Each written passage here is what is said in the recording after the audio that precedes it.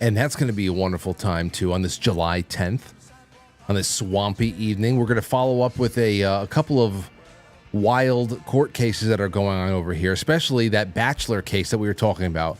You know the Bachelor contestant we spoke about months ago who was targeted by the serial pregnancy faker? Well, we're going to get some updates on that because where we left off last, she was just about to get nailed. Like everybody around, not like that. Everybody around her, including the courts and the local authorities, were starting to really unearth like the truth about her, and we were wondering what was going to come next, and so we're going to get that. We're also going to get the latest on the Karen Reed trial because Megan Fox has been following that as well, so we'll be able to get up to date with that. And then there's a wide range of summertime and news-related banter. In the second half, along with your calls and your comments and all that stuff, I've got a little statement from Mel Gibson on the to-be expected. Probably could have expected this, put a lot of money down, that Archbishop Carlo Maria Vigano was going to be excommunicated. So we'll get to look into that. And there's also going to be a couple of special announcements on the other side of the intermission, so don't miss them. I can't wait to do it with you all. All right, so what is the first thing I got on the menu over here for the super chat? I mean, for the grab bag. Let's just get right into it, shall we? Okay, first one up is from the New York Post. And it is from George Clooney. He calls on Biden to drop out of the presidential race weeks after co-hosting a fundraiser for him. He cannot win, says George Clooney. It's strange. They're not acting like they're a party who commands a voting bloc of 81 million. That's a pretty big voting bloc. And we're to believe that they command that. They don't sound like it. But then again, there's this. In the House of Representatives today, there was a vote on a voter registration eligibility act, that a bill that was put to a vote today. And essentially, it was just a bill that said that you cannot register to vote if you're not a citizen.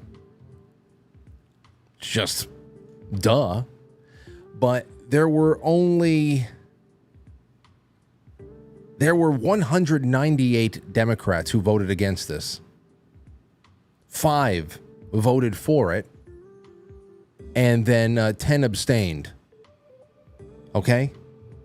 198 said, no, this is a terrible thing, and 10 said, I'm not voting on this. It's too controversial. Too controversial. And here is, I got a couple of I've got a couple of pieces of media from some of these freaks. First one up is Jennifer McClellan. She is a Virginia Democrat, says requiring this of American citizens to vote in the elections is the 2024 version of the Jim Crow poll tax. The Jim Crow poll tax. It's, I mean, we're not even going to go into why it's not the Jim Crow poll tax, but if you just want to listen to malicious / retarded people, maybe they're just malicious retarded people. That's it. They just know that people that vote for them are stupider. This bill is essentially a poll tax because I am not aware of a single proof of citizenship document that does not cost an individual money to get it, unless we are requiring every state to provide one for free.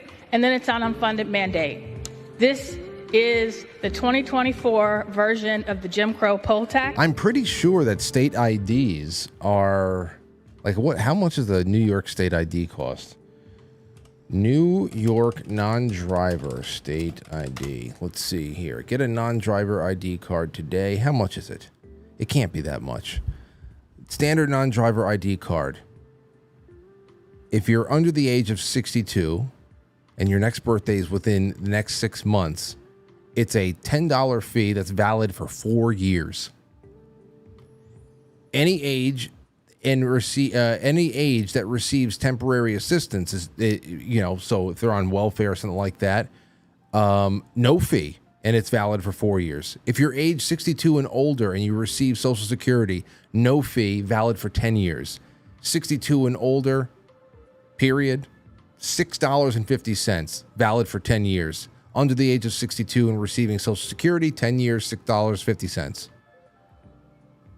Under the age of 62, your next birthday is within the next 6 months, $14, valid for 8 years. They think you're stupid. They hope you're stupid. They hope you're stupid because ordinary citizens, obviously, ordinary citizens don't benefit. They do benefit from ID. It benefits citizens greatly to know that their vote is not diluted by a potential army of foreigners. And it doesn't matter where you come from, where your family comes from generations back. Doesn't matter what your sexuality is. None of that shit. And they know it. ID only benefits the voter across the board. Unless, of course, you intend to be the thieves that you are. The only people who stand against this are fucking criminals. That's it. There's only one reason why you would want the margin of chaotic error to be that large and that obvious. Only one reason why. And here's the future Speaker of the House, a true, cockeyed loser, Hakeem Jeffries from New York. It's designed to jam people up or prevent Americans from voting.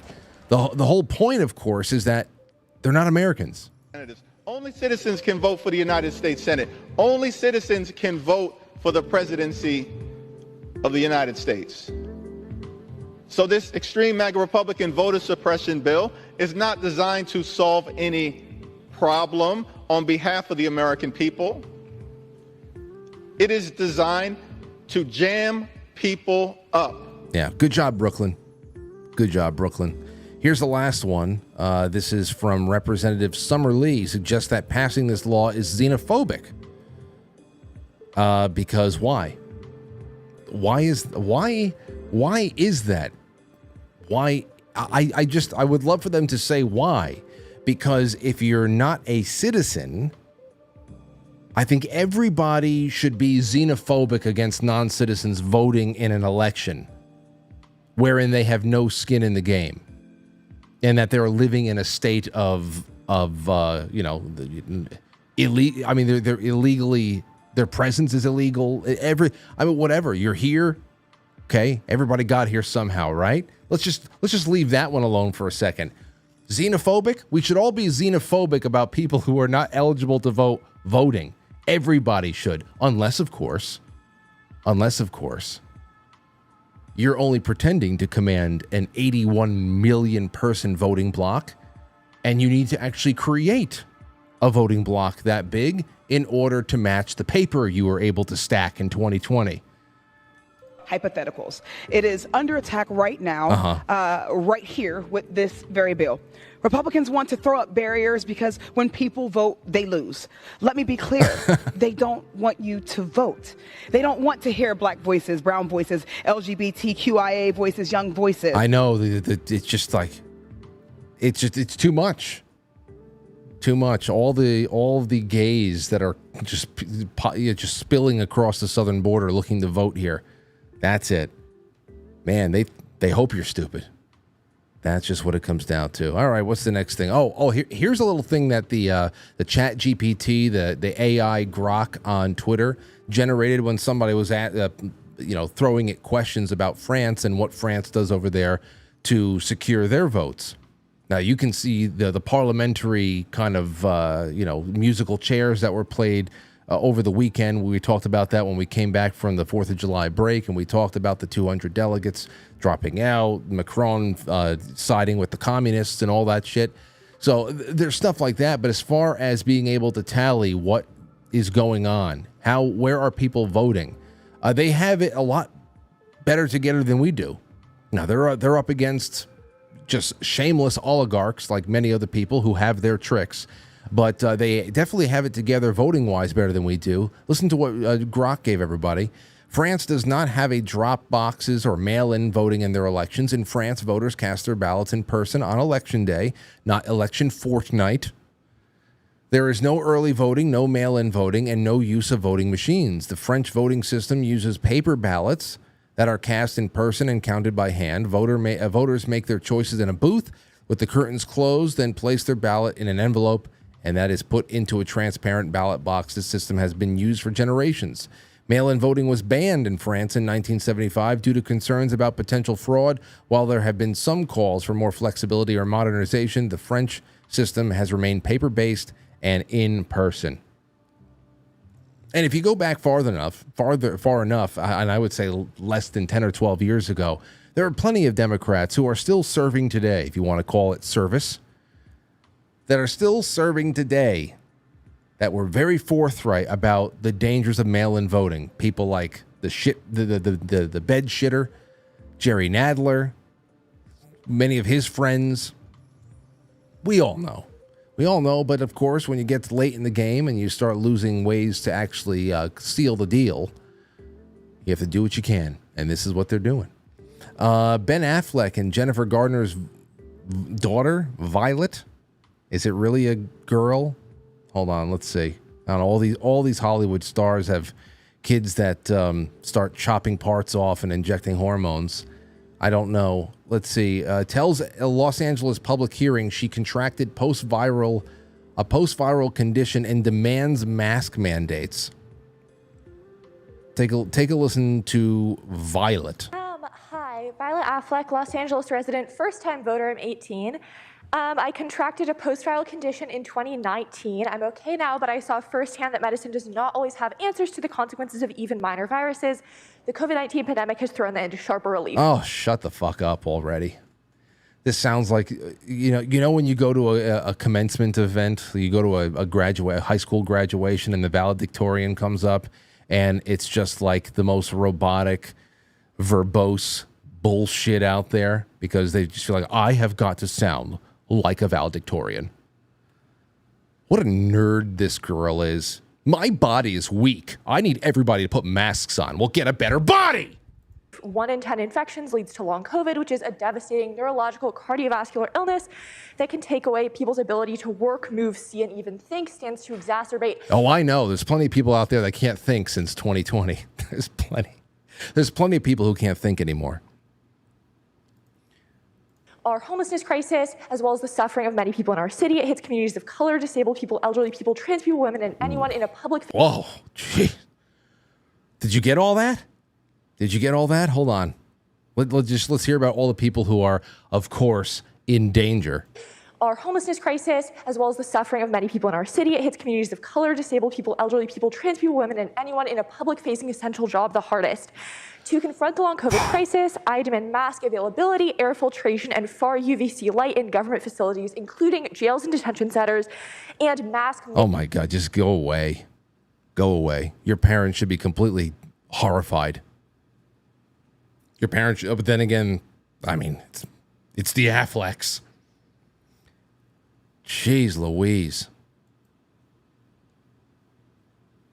Wow. Well, that's sad. At 18, you can tell racked with anxiety, a busybody through and through. If he does have some kind of, I don't know, but that's shit. Holy shit. My God, mercy. She's never coming back. The Mediaite, Parkinson's doctor. Last thing we'll do before we get off and get ready for Megan Fox to come on. What do we have here? We have, oh yeah, that's right. Here's the headline from Mediaite. Parkinson's doctor tells NBC that Biden has classic features of the disease. I could have diagnosed him from across the mall. Tom Pitts, a board-certified neurologist, told NBC News on Monday that President Joe Biden is displaying symptoms of Parkinson's despite having never been in the same room as the man. This is what they were doing to Trump the last time. Anytime he dragged his right foot, everybody went on CNN to diagnose him. Only this is for real. Pitts joined Tom Lamas on Top Story with Tom Lamas and argued it's easy to diagnose Biden with some kind of neurological degeneration just from his recent public appearances. Pitts joined Lamas as calls for Biden to drop off the Democrat Party ticket are continuing He says, I see him 20 times a day in clinic, Pitt says of Biden. It's ironic because he has the classic features of neurodegeneration, word finding difficulties. And that's not, I couldn't find the word. That's just from degeneration of the word retrieval area of the brain. Okay. So I think this is what they're talking about on NBC News. Our job is done. We don't have to do anything anymore. What we have been pointing out for as long as early 2020, when we started realizing what the plot here was, including with the starting with Ukraine and the Joe Biden, Burisma, all that stuff going on. Well, our job is done here now. Doesn't matter what we say, because now they're diagnosing him on NBC. So we get to do something else. They're cleaning up the slaughterhouse right now. Or they're preparing the slaughterhouse, I should say. That's all I have. All right, let's get this one on the road. Megan Fox will be with us in just a few minutes. We'll get started then. Oh, I steal things all the time. It's just something I do. I stopped carrying a long time ago. You should see how many supplies I've taken from this place. Honestly, I love stealing things. I'm gonna get a drink.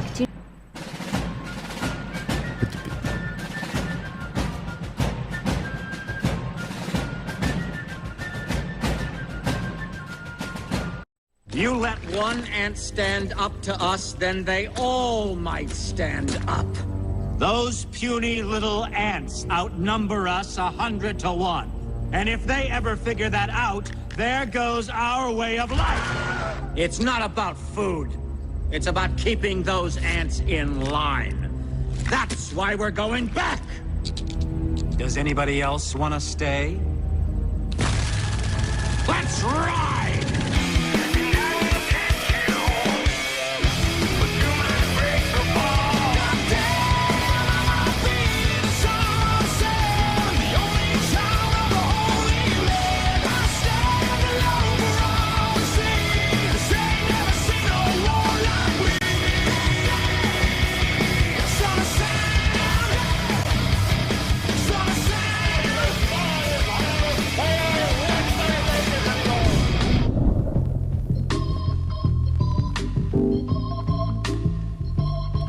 Okay.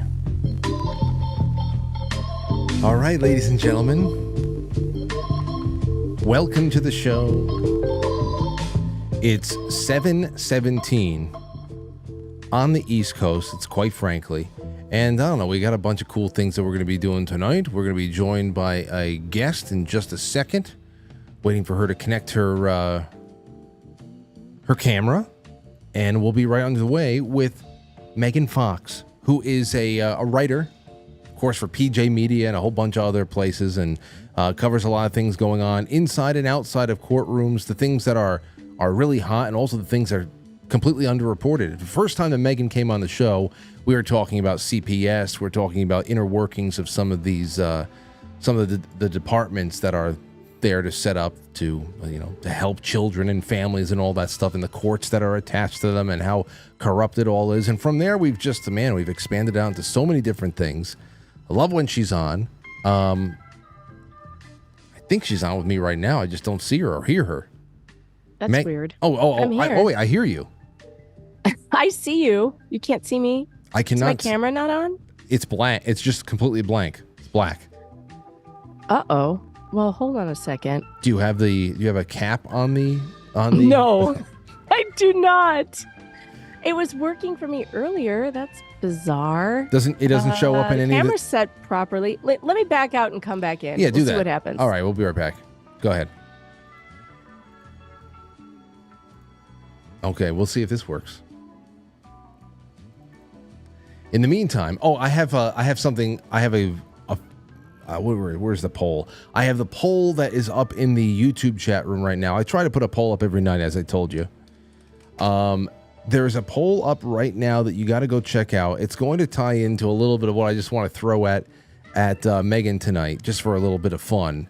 And where is it? Hold on, let me get tonight's show up.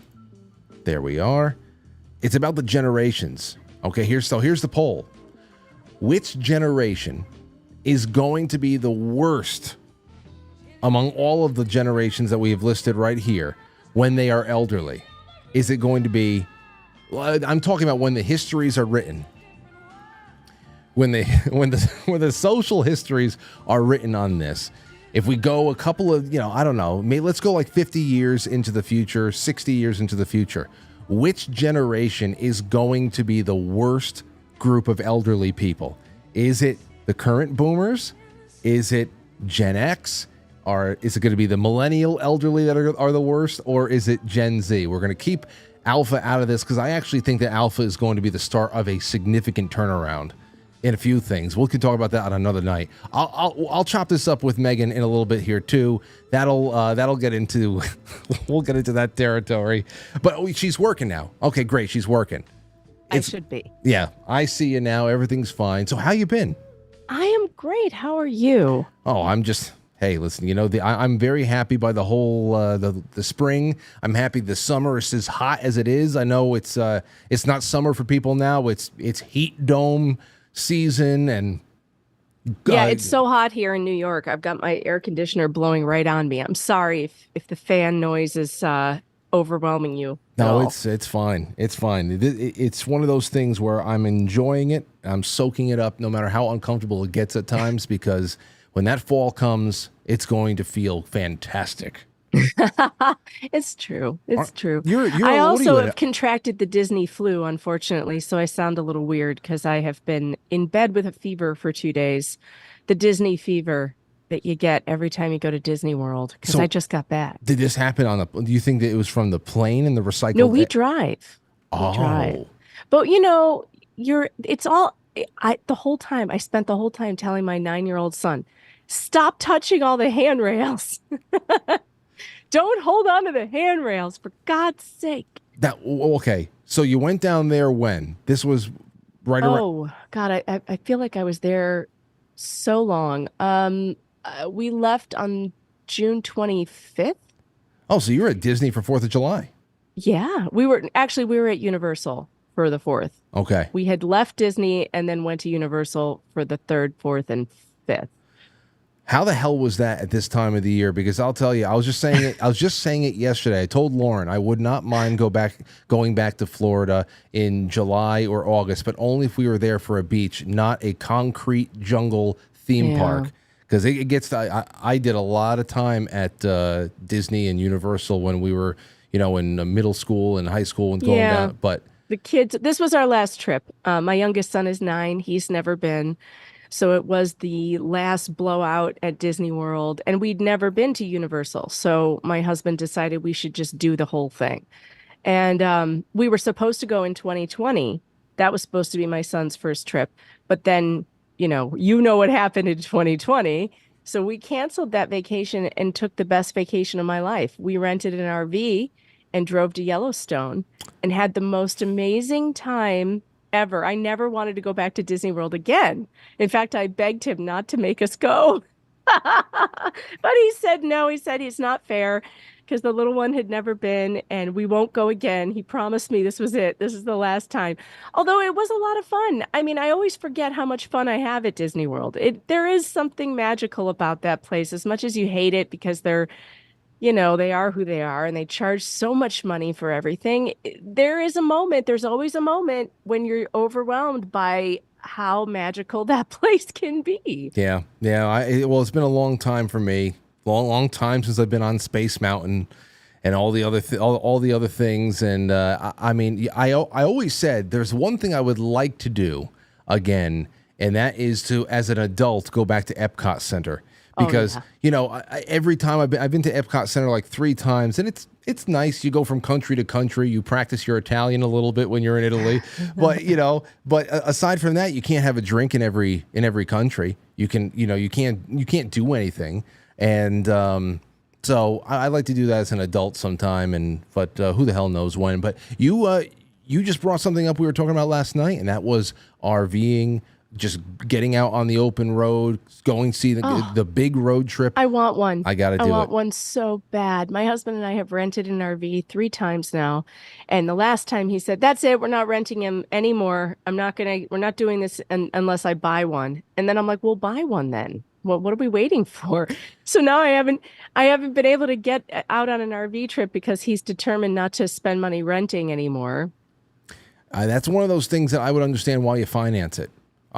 Just because it's almost you're owning it's a second home that you own. You know, it just has wheels. A friend of mine has one of those. He drove up from Mississippi a couple of years ago with his family and came to see us. And I was like, yeah, this thing is incredible. And for a family of 3 or 4, it's like a mansion on wheels. He had a family of like eight or 9, so they were kind of cramped, but still, that's just something. Well, I'm glad. So then, when did you start feeling sick? Like 2 days before you left? No, actually, my husband started feeling sick on the drive back. So I ended up driving a lot of the way because he was feeling like lightheaded. So I drove for about 7 hours before I got really tired. And then he drove the rest of the way home, but he was feeling bad. And I could tell that he was feeling bad because he was sleeping while I was driving, which never happens. Like he never falls asleep while I drive. He's always like on a hairpin trigger when I'm driving. He doesn't trust that. So the kids didn't get sick. It was just the parents. No, we're all sick now. Oh, now okay. We're all sick. So he got sick first on the way back, and then I got sick yesterday. I want to say I started getting sick yesterday, and then it was really bad today. I was in bed with a fever all day. Oh shit! So are you all right? You didn't have to get on the phone. No, I'm good. I slept all day in preparation for doing this. I'm at my house. It's not like I had to, get dressed or anything. I slept in this shirt. I've probably been wearing this for 24 hours, but it's all right. That's the one thing. And the kids are sick. I got 2. One of my kids is not sick.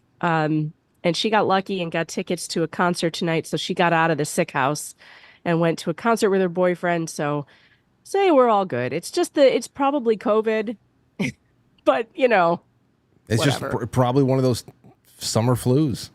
I don't know. I had one of those before. It sucked, but it is easier to sweat it out of you.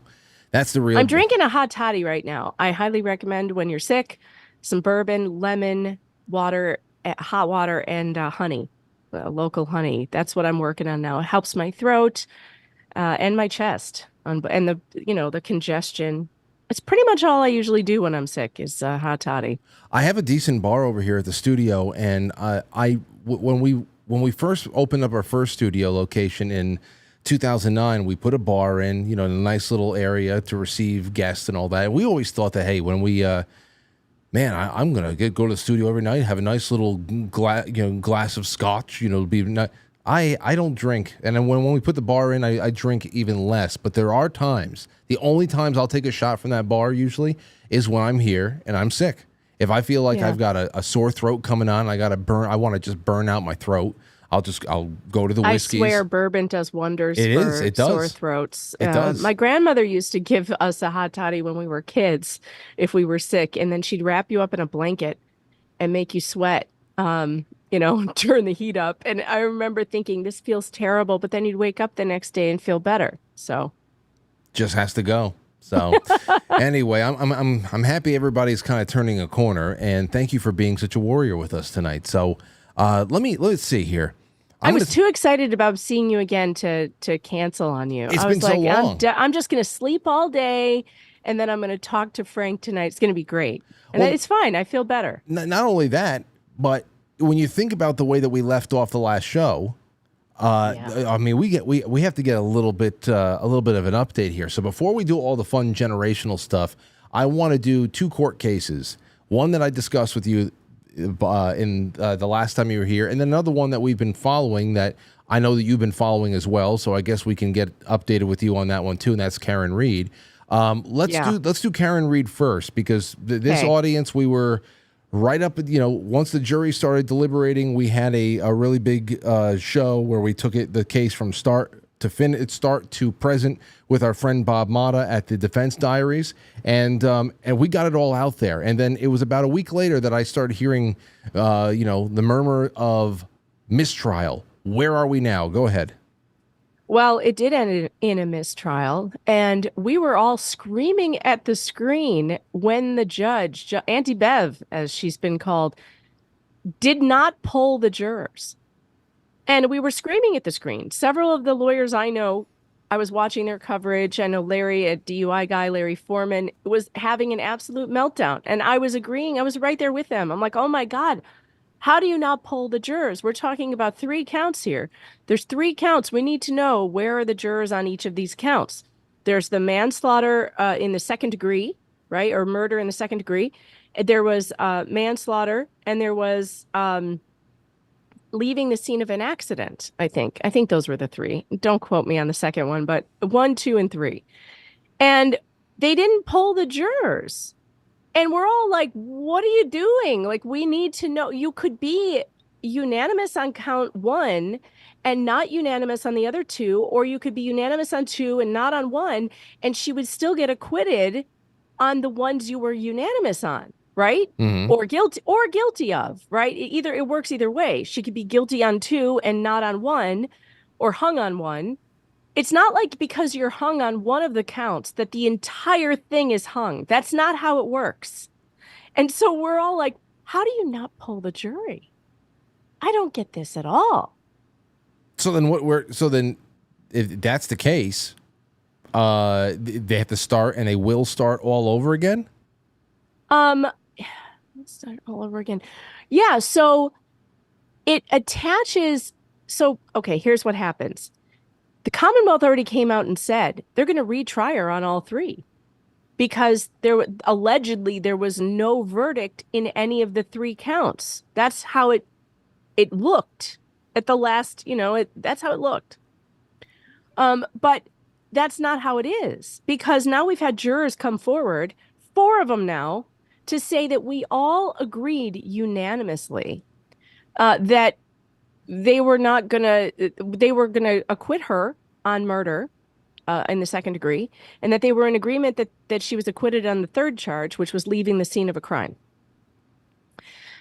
So she should have gotten an acquittal on 1 and 3. Those should have been dismissed, and then double jeopardy would attach, which means you cannot retry her for the same things. And the only one that would be left would be count 2 and 9. I don't remember exactly what count 2 was. I think it was, oh God, I can't remember now, but that would be the only one the state could go after her for. But they're going to go after her for all 3. And now these jurors are like, wait a minute. That's not what we said. So, I mean, if it's all done, there's no recourse anymore. Well, maybe. No, I mean, there is. Because the defense put in their motion to dismiss based on the jurors who came forward. I mean, their motion is fantastic. I don't know if you've read it, but it basically calls to our oldest laws that says, you can't do this. She has a right to her acquittal. And if the jury did what they said they did, well, then she's not guilty of charges 1 and 3. And you can't retry her. You can't retry her except for on that second one. And then that would be stupid because it was a much lesser charge. Well, hold on. There's a few things here that come to mind. First one is that, is it just something is it just boneheaded?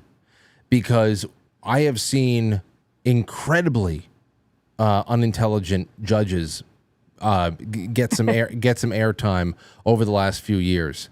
I don't know if they're why they were put in the positions they were, if they were political picks or whatever the hell it was. But I have seen some very unintelligent creatures rise to the bench, and so. But there's also been murmurs from the beginning on this one that it was going to be, corrupted at that even a local level, because there was a lot of local law enforcement involved, and they want to be able to isolate certain groups. It wasn't of any national concern, but the kind of corruption that goes on nationally is microcosmic, and in smaller areas like this, it's very fraternal. So do you think that it is anything of one or the other, a mixture of both, or what are the working theories right now as to why this ended up the way it was, and it just wasn't, letting this girl go and putting it all behind. Because if she should never have been brought in the first place. My question stems from why the hell did they bring murder charges against Karen Reed in the first place? There is so much reasonable doubt in this case. You could drive several semis through it. I mean, the reasonable doubt is off the hook. You've got Chloe Albert, the German Shepherd, who allegedly never barked when there were strangers walking around on her lawn and screaming just 5 feet away from the window where she slept. And also a dog that didn't react when someone came into her bedroom where she was sleeping and screaming at 5 a.m. No, I don't believe that. That was all I needed to hear to be like, bullshit. Okay, I have a German Shepherd. I know how they behave. There is no way my dog barks at blowing leaves outside. He would, if there were people, cops, sirens, lights on my yard, if they were on the neighbor's yard, my dog would be waking up the entire neighborhood. So that was ridiculous. Then you have the prosecution's witnesses who all lied. And I mean lied and lied and lied and lied. They lied so many times about their butt dialing and this flurry of activity that they had between them. And they denied calling each other, even though there were 20, 30-second phone calls. Oh, I must have butt dialed. Oh, and then I butt answered. And then I butt hung up. Come on. And somebody's destroying his phone on a military base, destroying SIM cards, driving to a military base to dispose of the phone. Come on. What about all the search terms for how long does it take for a person to die in the snow or something like that? I don't know. Just something. Everything's crazy. Hypothermia. I know. How about the cops who are so drunk? One of them left their badge and a gun. They don't know where the badge is. Don't know where the gun is. It's leaving it in somebody's mailbox. Driving their police cars drunk. You find these. Then you've got Proctor, Trooper Proctor, who has these text messages, the lead investigator on the case, who has these text messages about the suspect in the case that are the furthest thing from an unbiased investigation you've ever seen in your whole damn life. I have a clip over here if you want to listen to it. I would love to hear it. Although, cover your children's ears, have them leave the room, because these are words, these are phrases and things that even we shouldn't be listening to. Yeah, I know. I was, listen, this is, like she just said, this is what happens when the feds get your text messages and hand it over to a defense trial, before trial, and a great defense attorney destroys you on cross-examination. It's very crude language, but remember, the cop that's on the stand right here, there he is right there. Let me get where's Megan? There's Megan. The cop right here, he's about to be read back his own words about the defendant. And I mean, this in itself, it's very uncomfortable for him. It's 2 minutes. So tell the kiddies, ease But imagine, listen to this and think to yourself, how would you feel if this was the guy investigating you for murder? Or anybody you know. During the course of your investigation, your figures of speech include the following. She's a bitch.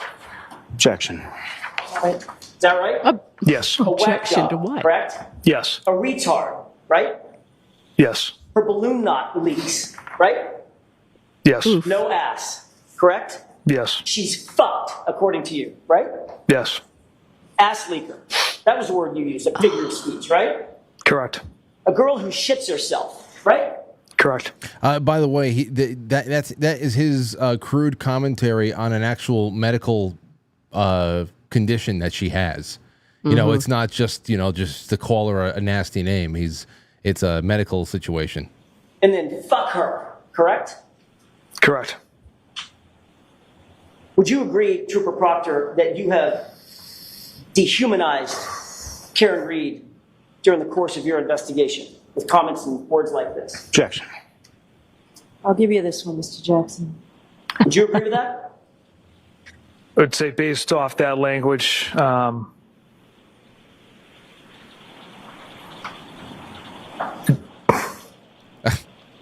yes.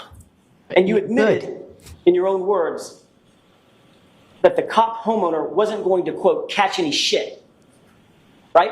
Correct. Because you were out to quote, make this cut and dry. Isn't that right? The homeowner was going to catch any shit because Mr. Elba had nothing to do with Mr. O'Keefe's death. Because you were going to make sure that the case was cut and dry. Those were your words, right? Objection. Sustained.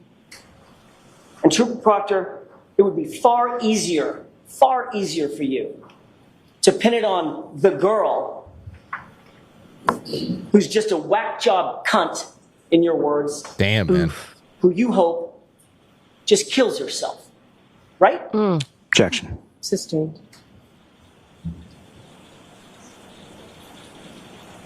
Shame on you, sir. I mean, it's I know that people like you have been following this, and a lot of people in the audience have been following this. Every syllable uttered in that courtroom and everything about the case, but it doesn't take much. It doesn't take much to say that this is just the wildest, and the fact that it's going to have the reset button hit.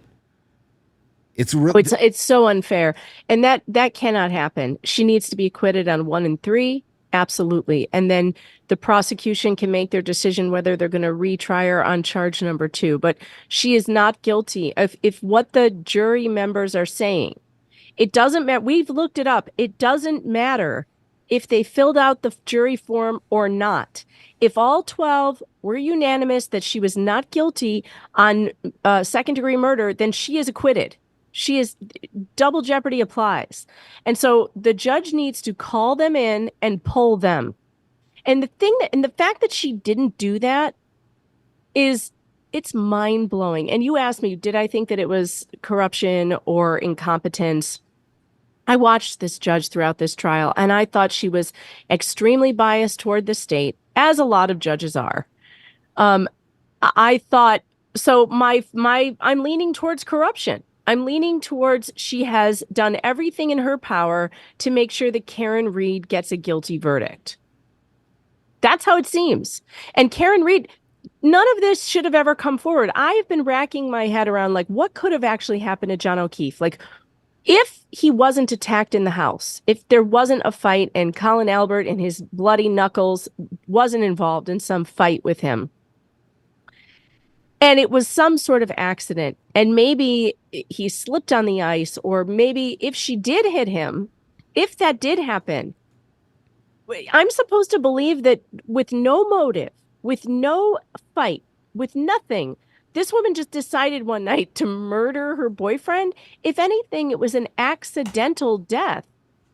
If she did that, if she hit, although I don't believe that. I don't believe that's what happened. I think we know exactly what happened to the taillight because we saw her hit his car when she was backing up. You can see the car behind her move when she hits it. That thing was cracked. They had a police officer testify that when he saw the car, the taillight was intact, but it was cracked. So how did it go from being intact and cracked to pieces of it shattered all over the lawn? And conveniently in John's clothes. I'll tell you how. Trooper Proctor picked up the pieces and sprinkled them on him. That's how. And I'm sorry. All those people lied and lied and lied and lied. Like we're a bunch of idiots. Like we can't tell that you are lying to us. We can tell. What's her name? One of the daughters, one of the Albert's kids. Courtney Proctor, she was not where she said she was. Her phone showed that after midnight, she went home and then she drove to the high school and then she went back home and then she drove somewhere else. And it's like, where are you going at this hour of night? And why did you tell police and everybody else that you went home and stayed there? And that was not even hammered on enough, I don't think.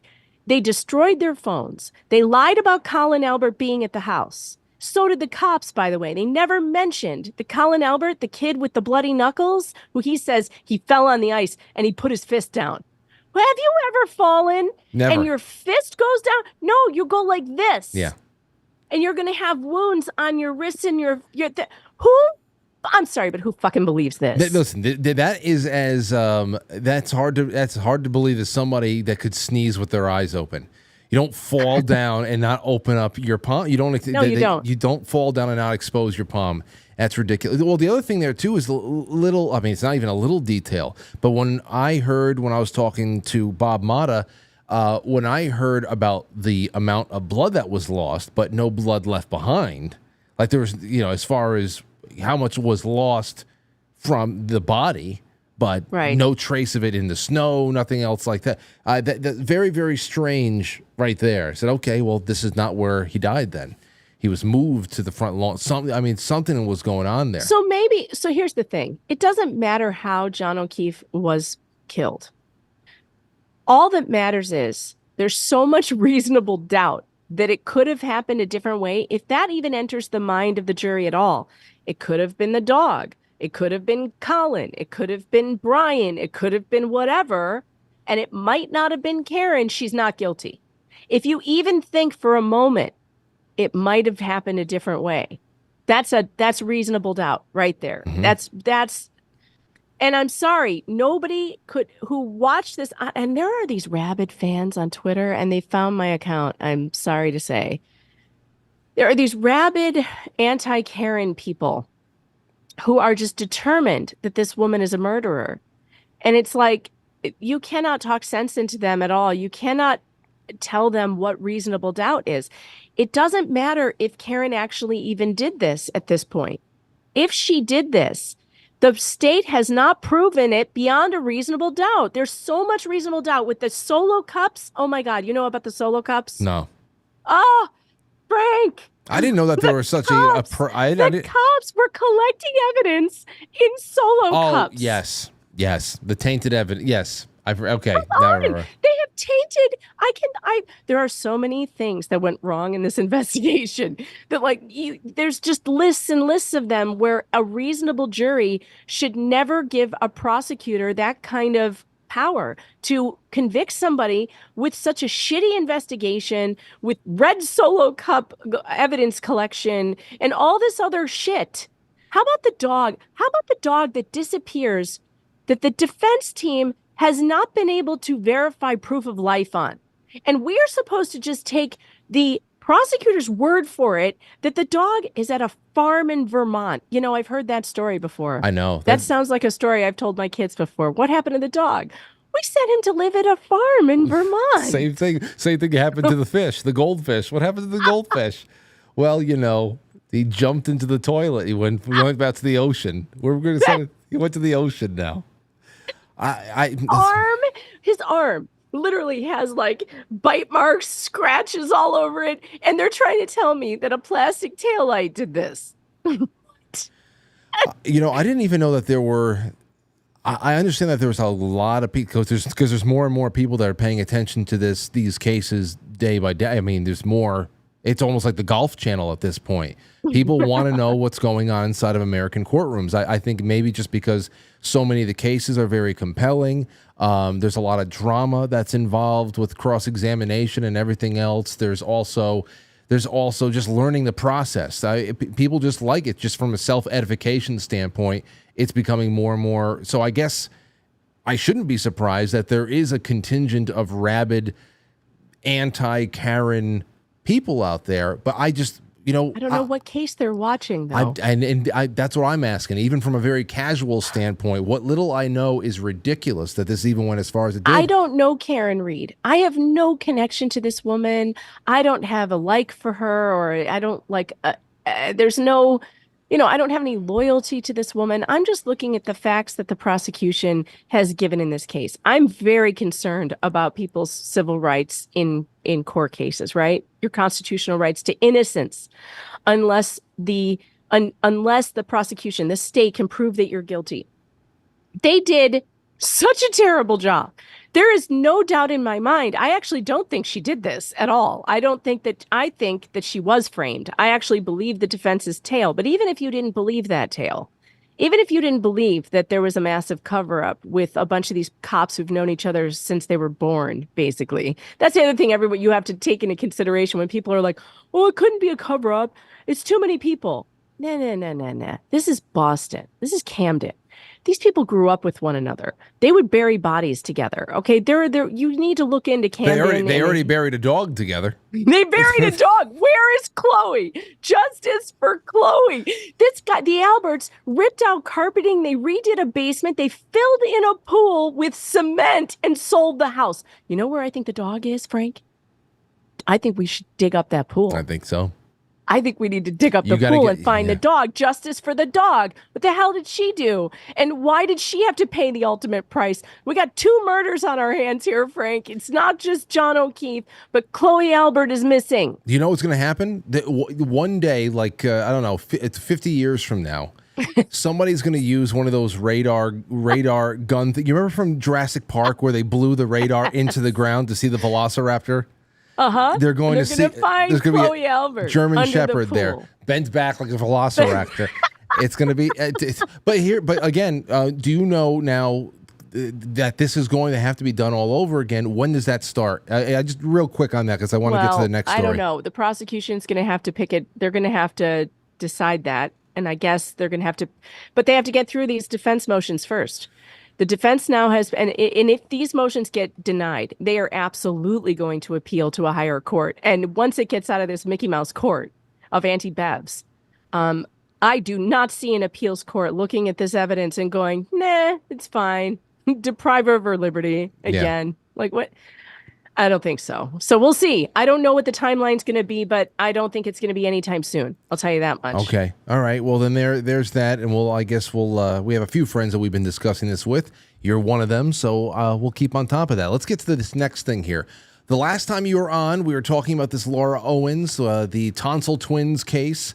It's the Bachelor reality TV contestant, the serial pregnancy faker, the claims that she became pregnant with the twins through oral sex. Am I getting that right? That's what Yes. Okay, so I know that sounds crazy, but you got it all right so far. So now the last time that we were discussing this, as crazy as it was at that point, we left off right where you had said, now all of local law enforcement or whatever people out there in Arizona or wherever this was happening, New Mexico, Arizona, they were starting to really smell a rat. What has happened since then? Because it seemed like she was going to get her comeuppance. And there was a trial on June 10th. I flew to Arizona with YouTuber Dave Neal. He's a comedian and podcaster. He's the Bachelor podcaster who's been covering this story from the beginning.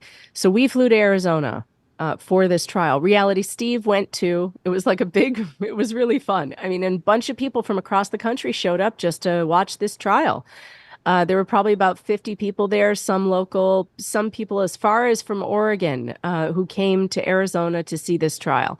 June 10th, it happened. And there were bomb-sniffing dogs all over the parking lot of this small Superior Court in Maricopa County. They had really called in the SWAT team. If they had only had that security on election night, we wouldn't be dealing with the dementia case right now.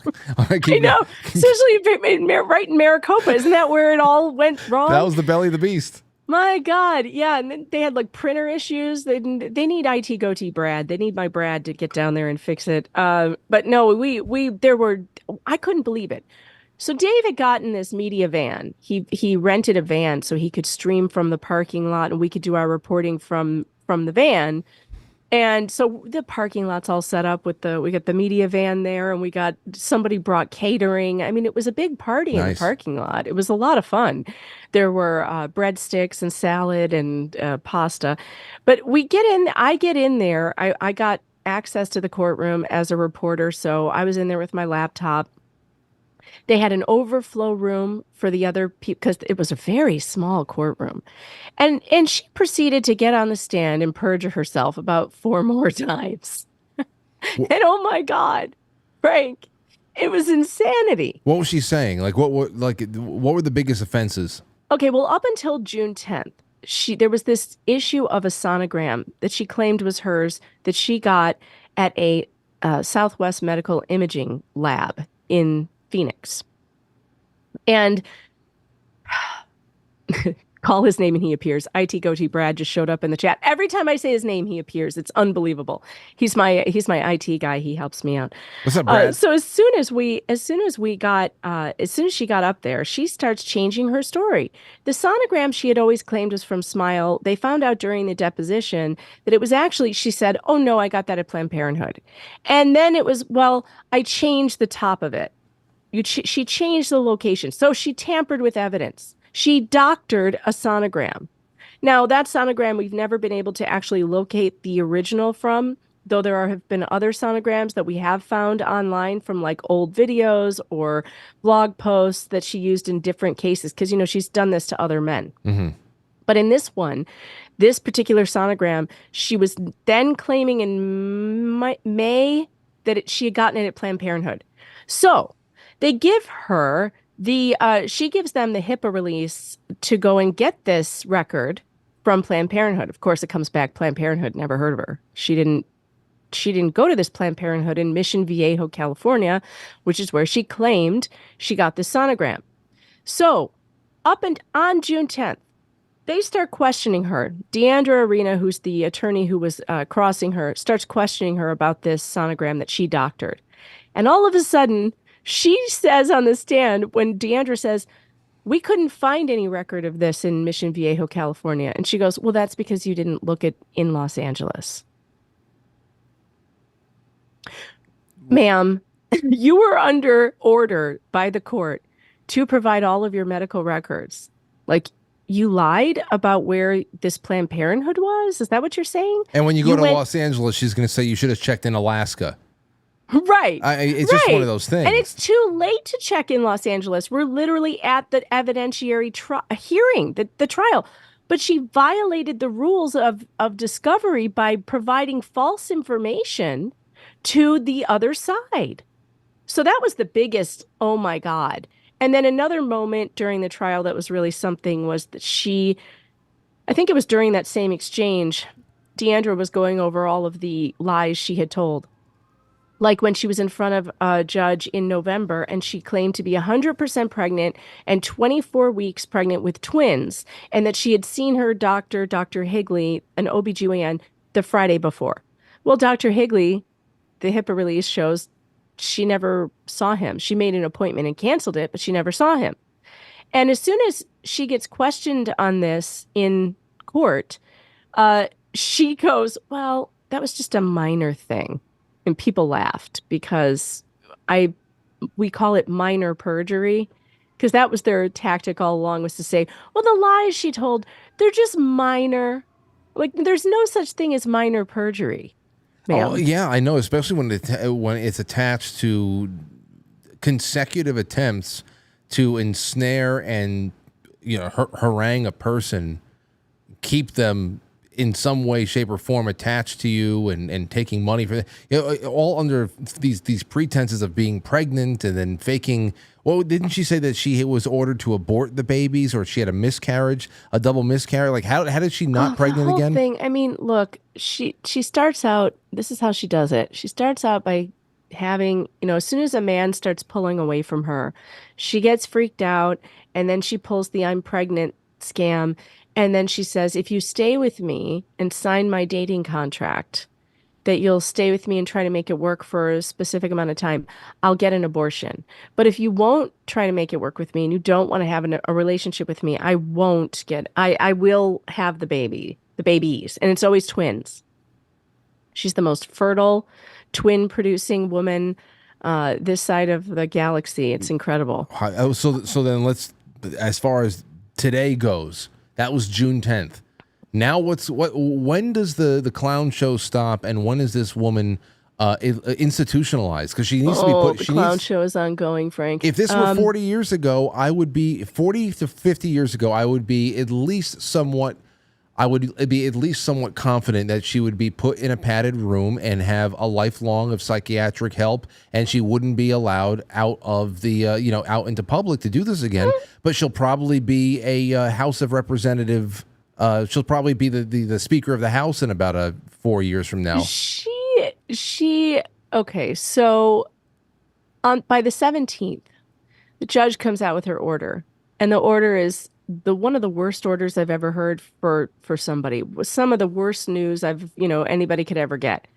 The judge sides with Clayton Echard, the former bachelor, 100%, basically. The only thing that she doesn't side with him on is overturning the order of protection against him, because she can't do a lateral move with another judge in Superior Court. So she can't remove an order of protection that another judge who's, on equal footing as her has put into place. That's just against the rules and she can't do it. But other than that, she finds that there was no evidence of pregnancy, that he is not the father of any alleged twins. And not only that, but Laura Owens has brought the lawsuit that she brought against him in bad faith, and that she fabricated evidence. She found that she committed perjury. And she found that she should be turned over to the county prosecutor for prosecution, Frank. It's not good for Laura Owens, but you say, when does this end? And you'd think that's the big happy ending that everybody wanted. And yes, it is. That's more than we ever dreamed possible, because judges rarely refer people to prosecution for perjury. It never happens. My sister's been a practicing attorney and a judge. She was a judge for over 20 years now. I asked her, how many times have you seen this happen? She's like, never. I mean, we all know that you can do it as a judge, but it never happens. But why is that? Because it's a very easy way to really to keep people in check. The deterrent for lying in court and trying to make sure that everything that you're dealing with, whatever you're trying to adjudicate, is going to be done with the highest quality information, that everybody's being held accountable. And penalties for perjury is just one of those easy things that can keep people in orbit. Well, why the hell wouldn't that be the case? Even if it doesn't mean like major jail time, but just some kind of penalty that makes you not want to do it. Pick up trash on the side of the road. Serious, for 3 weeks. No, you're right. If I were queen, that's what I would make. Every prosecutor's office have a special office inside of it just for prosecuting perjurers, and you would have to have a certain number of prosecutions every year. Just maybe not all of them, but you pick a few to make an example out of, so that people think twice before they get up under oath and put their hand on a Bible and swear to tell the truth and then lie to your face. You have to do that, or people will just lie and lie and lie and lie, and the lies will get worse and more damaging. And the thing is, and I think this is what we've learned from this case, perjury is not a victimless crime. Perjury is actually a very harmful crime with victims in its wake, especially from this woman. She has done this to 3 different men in court cases. She has destroyed the reputation of Mike Maricini, who was a former boyfriend that she accused of domestic violence and got a restraining order against him. I interviewed him on my channel. He says that has kept him from getting dream jobs. It's kept him from getting hired at any big companies because he can't pass a background check. None of the things that she says he did, he says he didn't do any of them. She also accused him of impregnating her with twins and faked abortions. Said that one of the twins died and the other one lived. And then she had to get another abortion. I mean, we got his computer forensically evaluated and had all the text messages from her downloaded by an expert, a former military guy, in case they needed it in Clayton's case. And he verified that all the text messages she sent him were valid. She even faked cancer with him. She sent him faked medical records saying she had ovarian cancer and she had an ovary removed. During this case, she's telling, through her lawyer, the judge, I never had cancer. I don't know what those are. Somebody hacked into my email and sent them. Oh, yeah, years ago? Like, what? I got to say, it's incredible because, I deal with, on this show, whenever we do current events and stuff, it's usually stories that have to do with very, very recognizable names, people that have been in government, on an international level for decades, that commit crimes sometimes right out in the open. And especially if you know just what's constitutional, what's not, you understand this and that, you just see criminality all around us. And when we say, all right, we really expect them to be held accountable. But when I start seeing and when I start reading that it's even the little people that are not getting the perjury charges. That you're telling us a story of one woman who is literally destroying the earth, and most people don't know who she is. You just with the pregnancies and the twins and think about the chaos. She's a destructive force, man. She committed herself to it. It's just insane. I mean, that guy, he deserves to have his record completely scrubbed clean. Oh yeah, and Mike Maricini, his record, the restraining order is still valid against him. It was a 5-year. She got like a 5-year restraining order against him, and they don't even live in the same state. And I wonder what's going on with judges, that they can hear this evidence, which there's no evidence that he has harassed her at all. None, zero, nothing but her word. And they were in different states, and she says that she saw him, and he's like, I wasn't even in the state of Arizona. I don't live there. Like, how could I be in this place? I could show you receipts from where I've been. And the judge's excuse to renewing it was, well, she feels threatened. This cannot be the standard. It just cannot be. But Frank, I hate to tell you, the drama is ongoing because her attorney, who is an absolute crazy maniac, David Gingras is his name. He is a crazy maniac. I've never seen a lawyer behave like he does. During the trial, he was signaling her like a third base coach, like signaling, going like this, making her. It was so bad while she was on cross-examination that the opposing attorney had to walk in front of him and block her view from him. Oh my gosh. And the judge noticed it and put it in her order that it became increasingly clear that opposing counsel was signaling his client on the stand, which is absolutely not allowed. But this man, there is no low to which he will not sink. None. He has filed a new motion to remove the judge, claiming bias. And I'm going to send you a screenshot of something that is in his. Can I send it to you on Twitter DM? Yeah. Or do we have a private chat in here? You want me to do it? No, Twitter DM is fine. Okay. Look at this screenshot. Maybe you could bring it up on the screen. This is in his motion. He's claiming that the judge is biased and hates his client because there was a rumor that her father may have been in the audience. Now, none of us, I couldn't verify that he was there. It could have just been a rumor. But look at what he wrote here. This shameful conduct not only violated Laura's rights, it raises serious questions regarding Judge Mata's fitness as a judge of the Superior Court. Any reasonable observer in Laura's position would be justified in wondering, was my case fairly decided based on the evidence? Or was Judge Mata simply trying to impress her father? Look at me, Daddy. I'm a real judge now. Just watch me destroy a young woman's life because the other party was on The Bachelor. Hee hee. What? This sounds like Sonia Sotomayor wrote it. I can't believe it. That is incredible. I've never seen anything like it in my whole damn life. What did I just read? I know you would think that was fake. Like I made that up. It was a joke. Like it's a joke. No. This man filed this with the Superior Court of Maricopa County. That's just what the hell? Yeah, and I think he's going to file for a new trial, and he's going to appeal. He's taking it to the appeals court.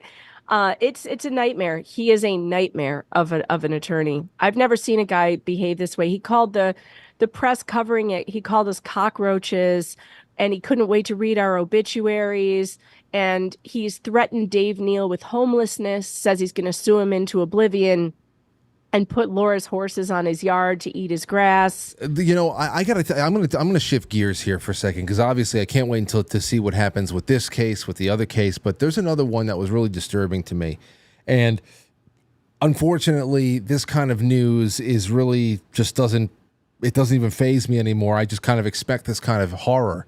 But it was more so a comment from a defense attorney in the case. There was a woman. Did you see the story about the woman who she's an executive at Porsche, the car company? Take a look at this headline. Porsche executive threw a newborn baby out of the window over fears it would ruin her career. She's an executive at Porsche, and she killed her child, threw it out a window. Oh my God. Okay, now that's bad enough as it is, Megan, but you have to. That's insane. You have to That's literal insanity. No.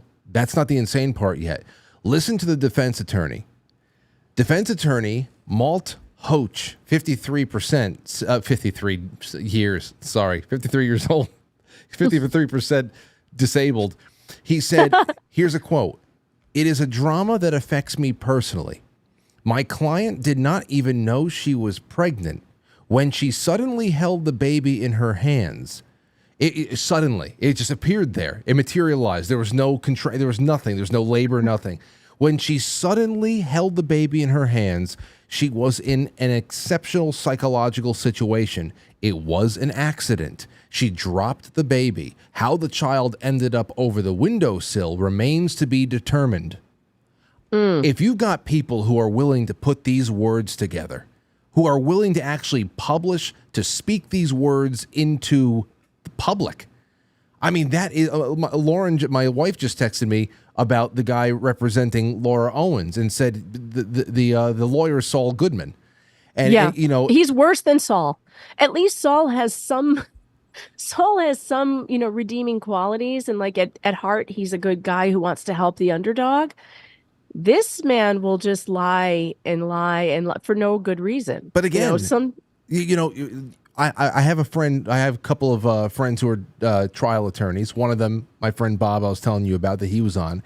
And I asked him once, when you are defending somebody that you know is clearly guilty, but not only that, when the subject matter of the trial is something that puts you into like subhuman level of violent act, premeditated murder, whatever the hell it is, where you know that the person you're supposed to be defending is an absolute scumbag, what is your approach there? And of course, he answered it brilliantly about, making sure this person gets to jail while all of their civil rights are not violated, because those civil rights still belong to the rest of us. Get that person away. It's not about trying to get a person out onto the streets. This defense attorney, somebody like this who puts together that kind of a statement about a woman who clearly threw an infant out a window, what the hell kind of a monster is this person? It's a tough thing because defense attorneys have a sacred duty to give the best defense they can to their client, especially in a criminal case, because you're talking about the ultimate deprivation of liberty, right? And so even the worst of the worst deserve a defense. But at the same time, the level of ridiculousness that I have seen, this is not even a criminal case in the Owens case, his ridiculous Gingras is, he's not doing his client any favors. Let's put it that way. So there are certain people, and certain things have come out now where he has admitted we've seen that he had a phone call with the opposing attorney where he had said he tried to get her to settle, and he believed there was an underlying mental health condition there. If he really believed that, then he's dealing with a client with diminished mental capacity, and he has a different set of, responsibilities toward her, one of which is to not harm her financially.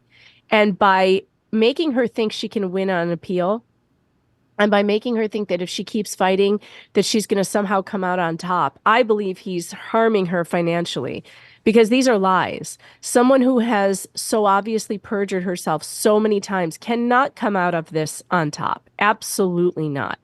Cannot.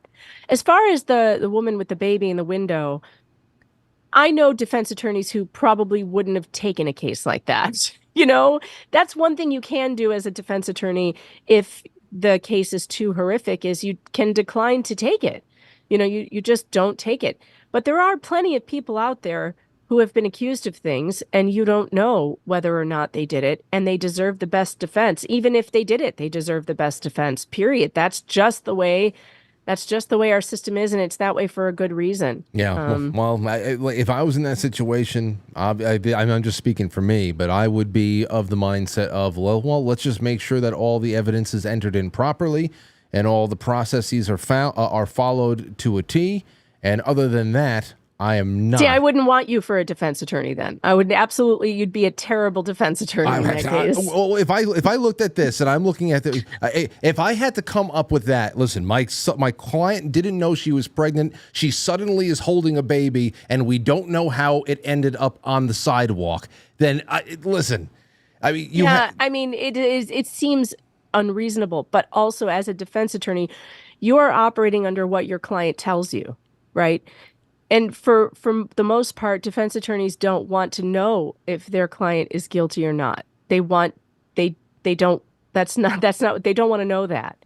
Because if you know that your client is guilty, then there are other rules. Like you can't put them on the stand because you can't directly examine someone as an officer of the court and let them lie under oath.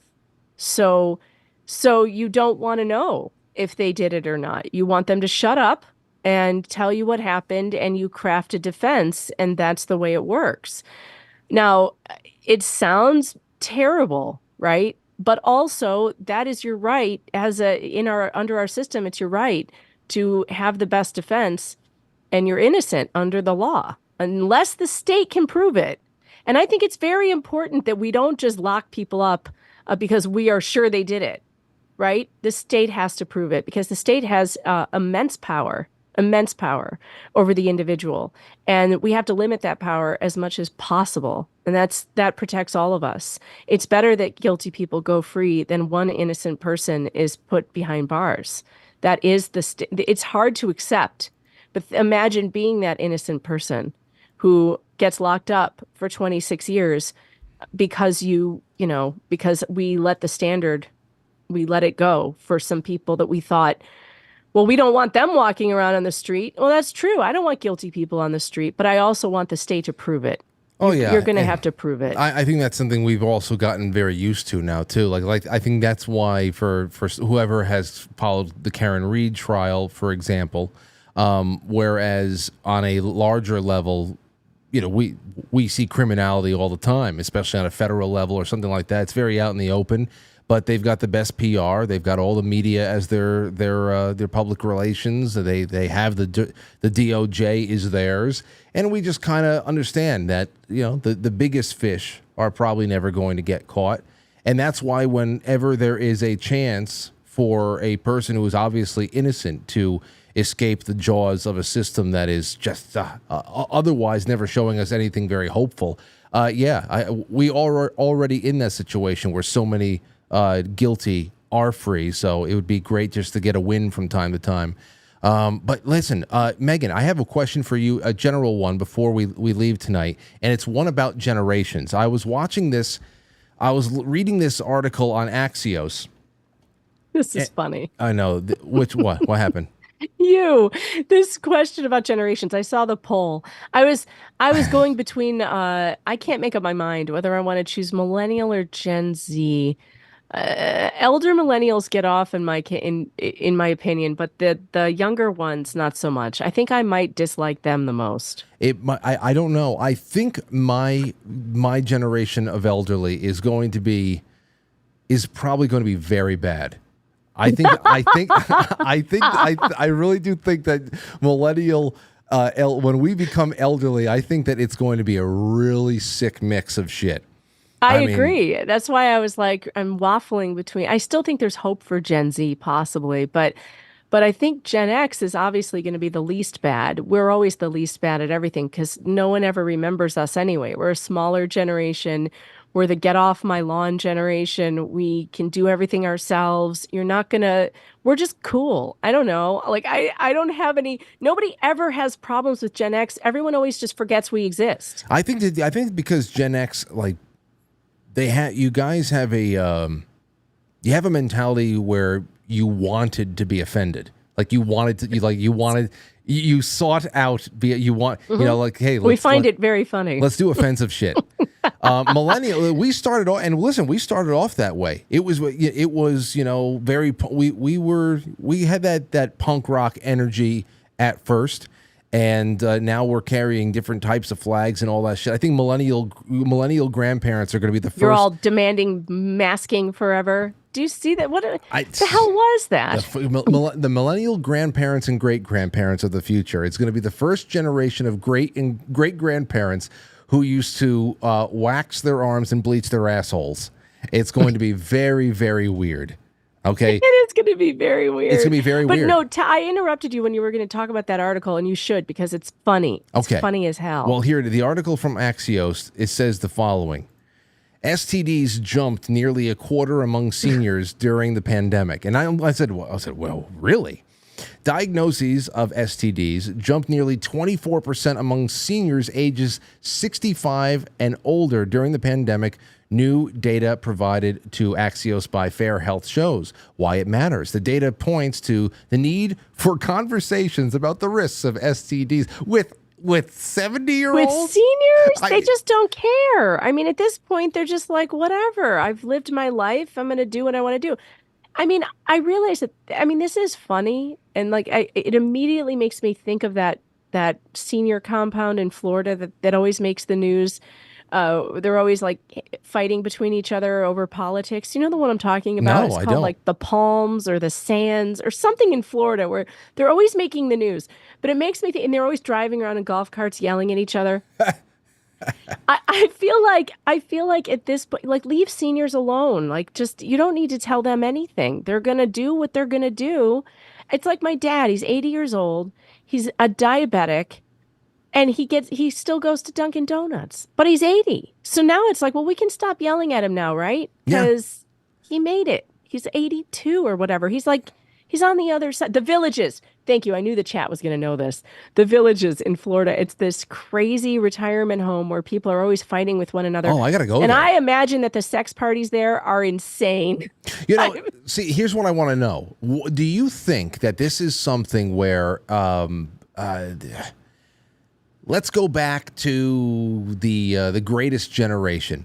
Not to say that retirees, widows, widowers, they don't hook up, they don't find companionship later on in life. I'm not saying that. I'm just saying I'd assume that the former flower power generation is naturally going to be more prone to doing this than their parents were. Yeah, they're bringing back the free love thing, I guess. Right. And because of it, they're getting syphilis. Well, we call that natural consequences. I don't know. But then again, that's just the boomers now, because now we're moving into 60s, 70s, 80s, and whatever.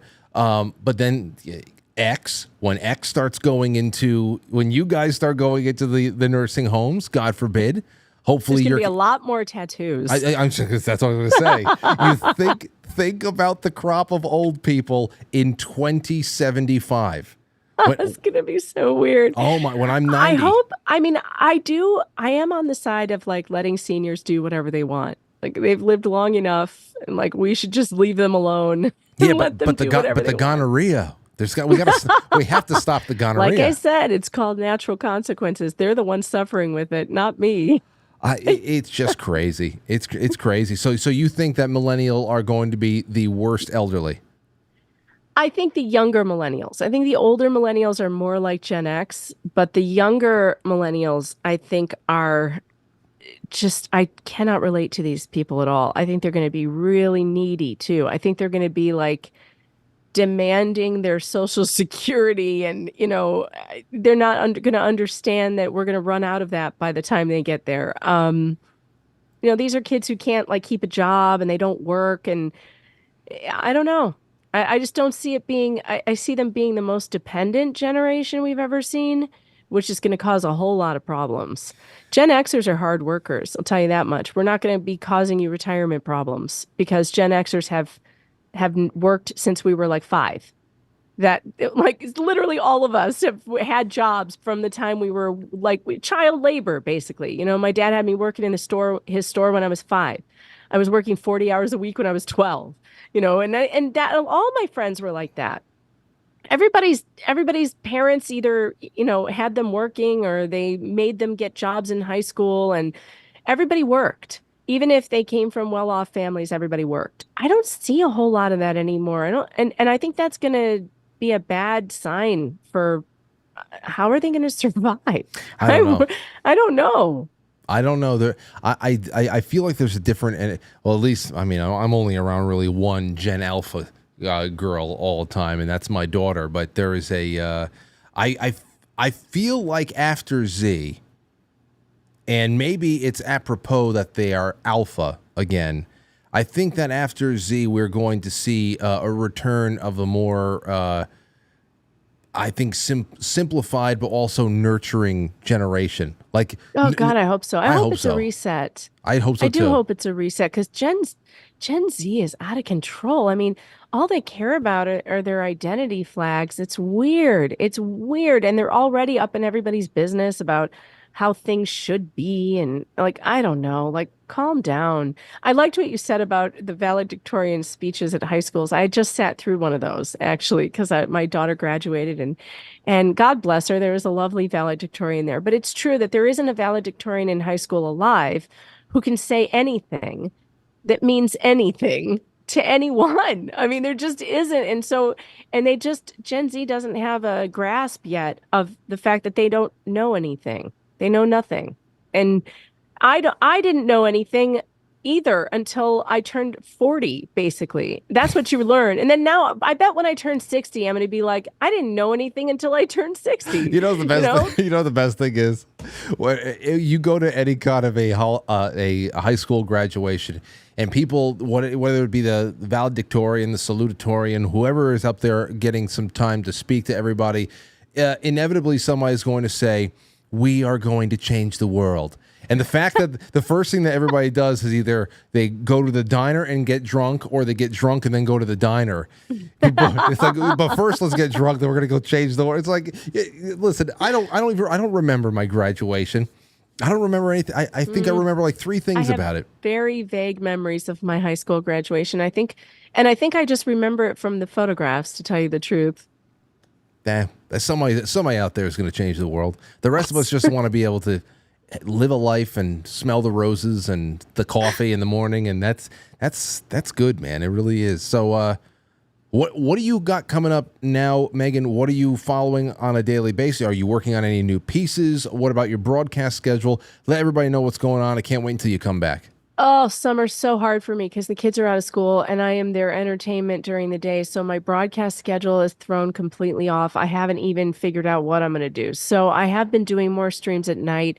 I may start changing to doing some in the morning, like from 9 to 11 or whatever. I don't know. I still haven't figured it out. But I am going to keep covering Laura Owens v. Clayton Echard because it ain't over. We wish it was, but it isn't. So I'm going to keep covering that. Of course, the Rust trial has just started today. Day 1, Alec Baldwin is on trial for manslaughter, and I am following that. I haven't decided whether I'm going to actually cover it. I can't do it live. I may do recaps. But I'm going to be following that. I am obviously going to be following up on the Karen Reed stuff and what happens there, because that's probably one of the worst injustices I've seen in a really long time. As far as journalism goes and my writing, I am working on another column coming up. I have had an interview with Greg Woodnick, who is Clayton Echard's attorney. And so I'm going to be writing that up. Plus, I need to update everybody on Laura Owens' her attorney's crazed. Yeah. I don't know what he's doing. I'm starting to get like PTSD from what this guy is doing. I'm like, what are you doing? So I need to write that up because it's one of the craziest things I've ever seen in emotion in my life. Look at me, Daddy. I'm a real judge. So misogynistic. Would he have said that about a male judge whose dad came to a public, hearing? I don't know. Probably not. There's a lot of misogyny out there, Megan. It's gross. And he thinks he's a progressive, by the way. He hates Donald Trump and he's always, making fun of Donald Trump. But then he says stuff like that. And it's like, you might as well have said you were going to grab her by the P word. I know. Because it's the same thing, basically. Yeah. Okay. Well, hey, listen, you're exposing something, a really big rift. The hypocrisy is just it's part of the costume. I don't know. I think maybe it throws people off. Maybe they like that it throws people scent off. They don't know how to really get a read. But the one thing, like you said before, whether it's Karen Reed's case or anything else, if there's reasonable doubt, you throw the whole thing away. And you don't even have to rack your brain over the minutia of everything. But I'm going to be following you. I have your link tree in the description of the episode, so hopefully people click through and follow you on Twitter and everywhere else. And it's always a real fun time when you come on because conversation goes all over the place, and it's always very fiery and lively. So thanks again, Megan. Thanks for having me, Frank. Have a great night, everybody. You too. Feel better. There you go. So she is off having her hot toddies. And we're going to go on a really quick break. When we come back, I'm going to go through your super chats. I'm going to read through a little bit of this Vigano stuff. because Mel Gibson made a statement. That's really what I really want to talk about. The excommunication, I knew that was coming. I think everybody can see that coming. And I don't know, until if I have a few things I really want to know and learn about this, I'd bring somebody like Timothy Gordon on to understand process and you know, he has a Viganò episode out. He did like 15 minutes on Vigano a couple days ago, if you're interested in that. But we're gonna be reading this from St. Mel in just a few minutes. Thanks again to Megan Fox. We'll be right back. Quite Frankly and Rise Attire have come together to create a merchandise collection that is sure to draw eyes and start conversation. High-quality t-shirts and hoodies that are perfect gifts for the Franklies in your life, or even if you just want to treat yourself. You can wear your Quite Frankly gear proudly, knowing that everyone else around you is a fucking loser for not already knowing about the show. So go to the merch tab on quitefrankly.tv and check out the growing collection of Quite Frankly classics, including the Founding Frankly, the Quite Nationals baseball tees and hoodies, the special edition Tony Black tee, or Protest the United Nations like a Chad. It's all laid out for you there on the quitefrankly.tv merch page. And remember, when you wear Quite Frankly merchandise, you're simply better than you were when you were naked. It's intermission time, folks. Time out to press the like button. Hey. Thank you. Hey, I've seen this one. This is a classic. Well, Quite frankly. Quite Frankly. Quite Frankly. Quite frankly. Quite frankly. Quite frankly. Quite frankly. Quite frankly. Quite frankly. Quite frankly. Quite frankly. Quite frankly. Quite frankly. Quite frankly. Quite frankly. Quite frankly, guys. Quite frankly. Quite frankly. Quite frankly. So everybody watch, Quite Frankly, with Frank.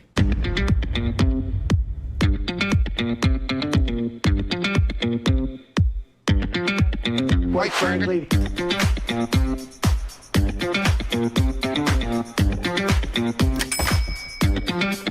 How dare you? I don't have to go into my 90s. I mean, it'll be fine if I'm like, you know, a virile, you know, just jumping around kind of a 90. That'd be fine with me. But, you know, a solid 85, nothing to sneeze at. Though some people would say, Frank, no, we're supposed to be living hundreds of years. And if that's the case, let's unlock some secrets here. Let's get into the DNA. Here's a couple of things for you. The first one up is this. Wait. Do I have a birthday over here? No, I do not. All right, so I have a couple of things on the forum for you. The first one is this. I have a topic stuck to the top of the forum on quitefrankly.tv. Oh, on Thursday night, tomorrow night, I think we're going to do HOA horror stories. So we have 8 of our own that are posted there right now. We have a tremendous thread that was started by Tracy, and maybe I can get her to call in on that one in particular.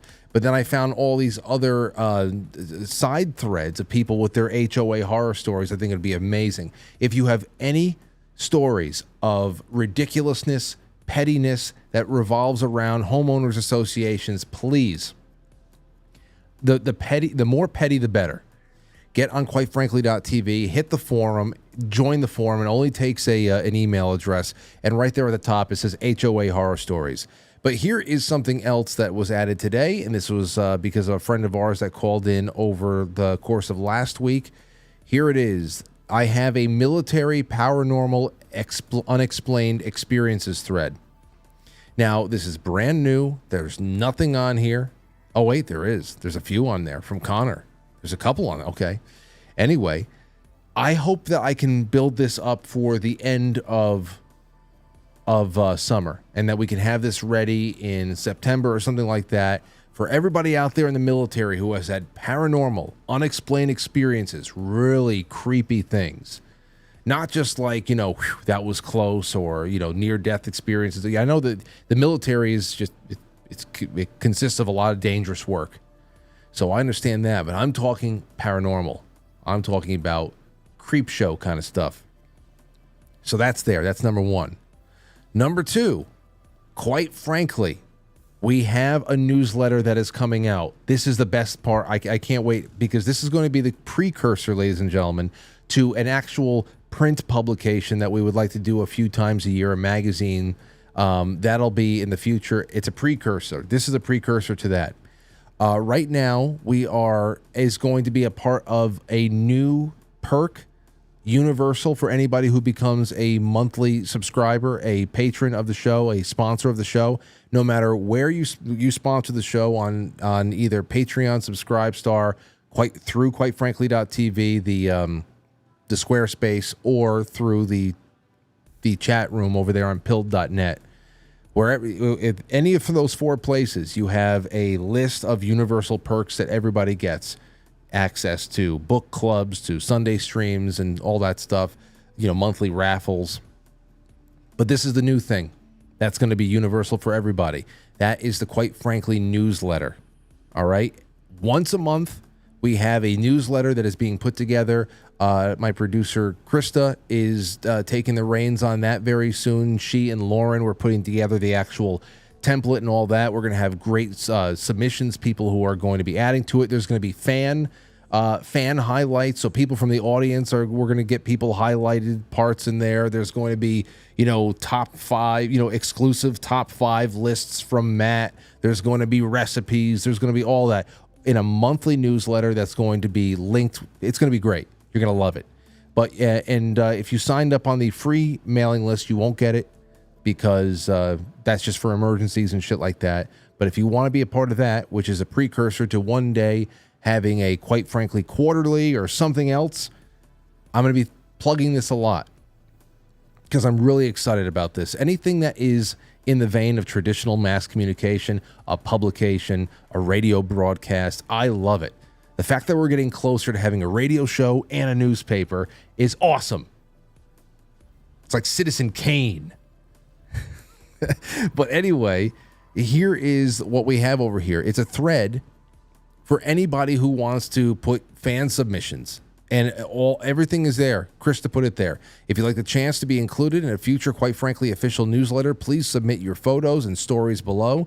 We're looking for clear photos of you, either in your Quite Frankly merch or anything like that, family vacations, traveling to other important life events, shots of Quite Frankly promo stickers placed and found in notable spots all over the world, which we already have that up. I have to send her that link. But anything, we're looking for stories, anything to highlight along the way, because a lot of the newsletter is just going to be generated from the show, and it's going to be great. I can't wait. And if Krista is watching, then she should know, and everybody else should know, that ever since I made these stickers available to people, and you can get them by request, and I always send stickers to new sponsors. So please, if you are a new sponsor, get in touch with me because you deserve at least a handful of them. I want to see your pictures posted, Quite Frankly stickers, as they appear around the world, and we already have a few that are being done here. There you go, from the Florida Keys to where is it? I know all over Europe. There's Barcelona, Spain. Here's Quite Frankly in Barcelona, Spain. Look at that. How nice is that? I'm not physically there. I've never been to Europe. But that sticker was once in my hand, and it is now on a garbage can in Barcelona. You know what that makes me feel like? Makes me feel like garbage. And I love it. So go ahead and check that out. All right, so that's my big announcement, the newsletter. I'm really excited about that. And again, another perk for anybody who becomes a sponsor of the show. Always trying to add value so that it's like a no-brainer. No-brainer.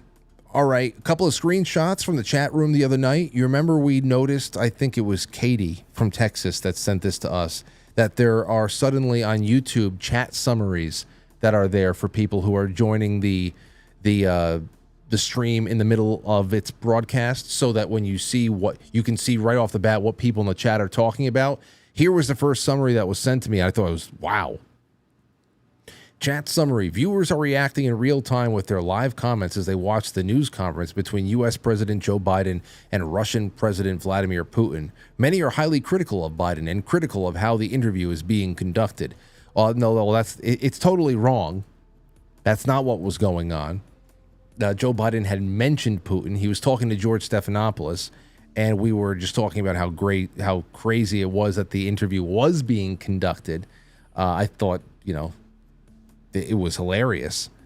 But yeah, we were highly critical of Joe Biden.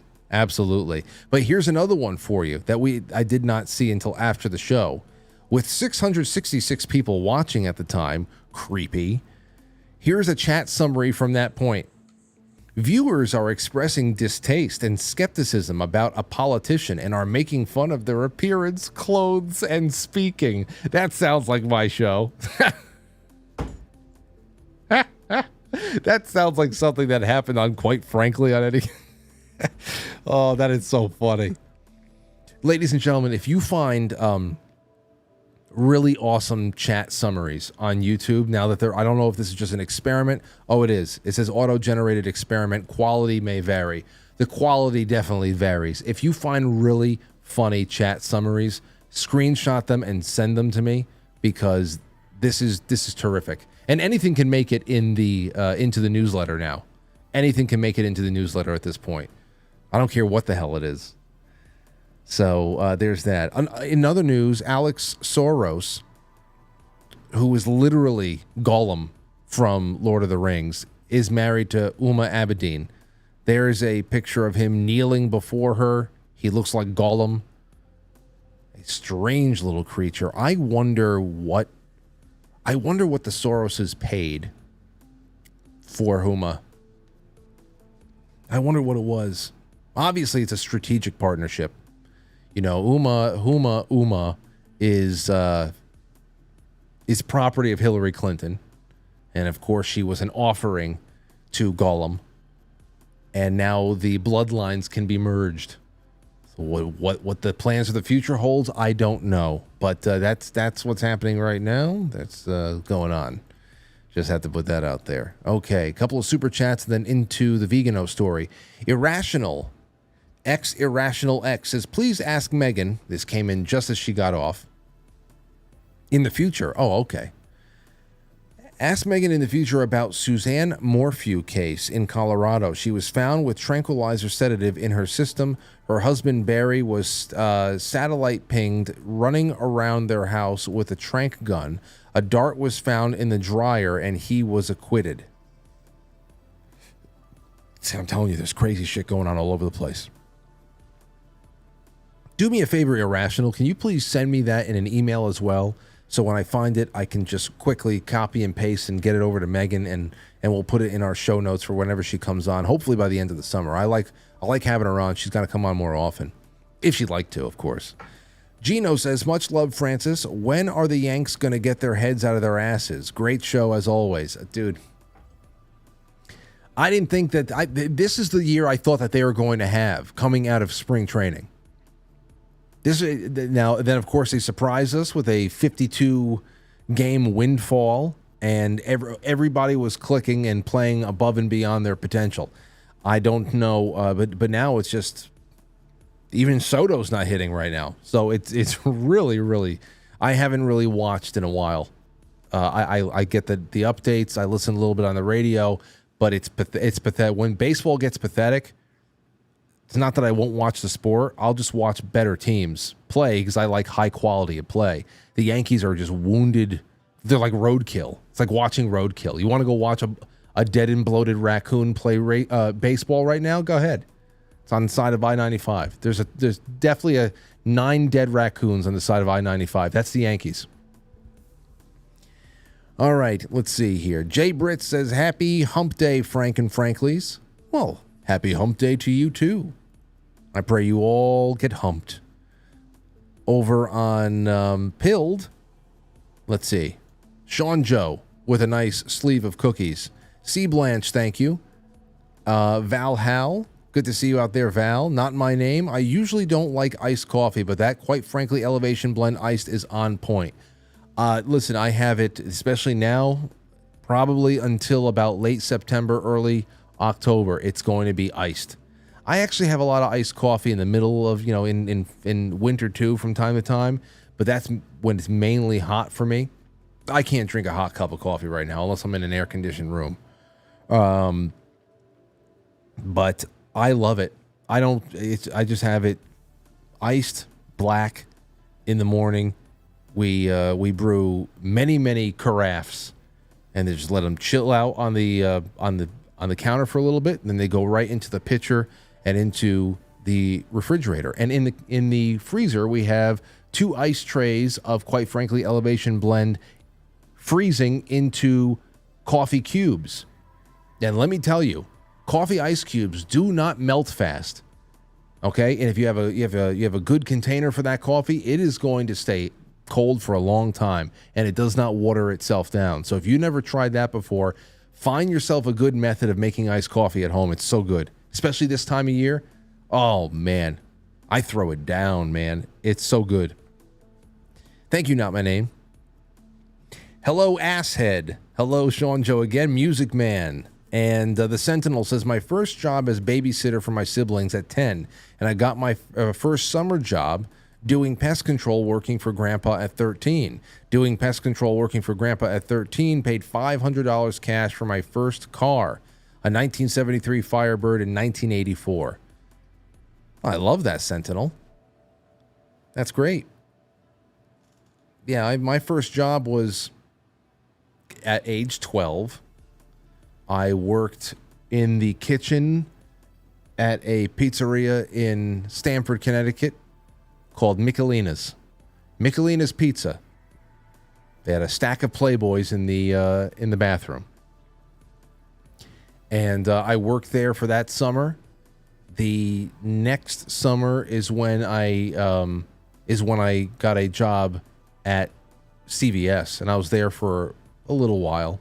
And then from there, it went to the neighborhood pharmacy that I was at all throughout high school. That I met Lauren at eventually. In between stints there, I was at Modell's. Never stopped working. Always something. From about 12 though, it wasn't 5 like Megan. Paulie9363, thank you. JSem and Jesse81138. You guys and gals are fantastic. Listen to this. The Vatican excommunicates former ambassador to the U.S. and declares him guilty of schism because he's just very outrightly calling the Pope a false Pope. He's not the Pope, and that the throne is really vacant, that there's a usurper there. Here's a little bit of what this is a recent, I don't know how recent this was, but this is the kind of thing that has gotten Carlo Maria Vigano very, very in deep water. All right, take a listen to this. The Fourth Revolution, theorized by Klaus Schwab. Okay, this is the Fourth Industrial Revolution. Family of international finance. Wait a second. Find in Bergoglio. Hold on, where the hell is that coming from? I told you to stop. Anyway, here we go. Fourth Industrial Revolution by Klaus Schwab. The family of international finance in Bergoglio. That is the Pope. It's not a neutral spectator here, which would itself already be unheard of thing. But actually, a zealous cooperator Okay. who abuses his own moral authority in order to support a destra outside the church, the project of the dissolution of traditional society. While ad intra within the church, he pursues the project of the demolition of the church in order to replace her with a philanthropic organization. Now, if you read the first ever book club pick with us in 2022, which began in March and ended sometime in August or something like that, Windswept House, it's all out there. You can read it whenever the hell you want right now. It talks about the early phases. Well, it's not the earliest phases of this infiltration, but the earlier phases of the Klaus Schwab is in Windswept House. We had the character key when we were reading all this stuff. There's so many. I mean, that's why Malachi Martin called it faction. There's been a narrative that has been put there so that you can turn it into a novel, and of course it would be compelling read. But other than that, it was telling the story of what was going on, who knew what was going on, and it was that merging of deep state, internationalist, globalist, Freemason circles, satanic. I mean, we're talking about the book opens up with an inverse sacramental. It's a satanic ritual abuse session. It's really disturbing. It's right in the beginning, where it's synchronized in time and location. It's spoken in perfect Latin. It has to be the inverse of holy sacraments and other kinds of things that are obviously opposites. And of course, that is a spiritual aspect as well as a geopolitical aspect there too. And it really is the coloring in and the context of the deep church, the deep state, and how they were slowly positioning the world to merge until we have everything, the infrastructure for what would become one world government, one world religion, and a new way of being. Well, that's what he's describing right here. Only that book was published in 1996, and we are, we're 30 some odd years down the line. Of Masonic inspiration. And it is scandalous. This applies to both, to civil and ecclesiastical world. Civil and ecclesiastical world. It applies to both.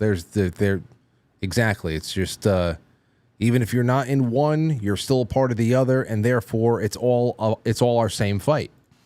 Confirming the pactum celeri, the criminal conspiracy between the deep state and the deep church. It seems to me that in this conspiracy, the role of the Jesuit has been decisive.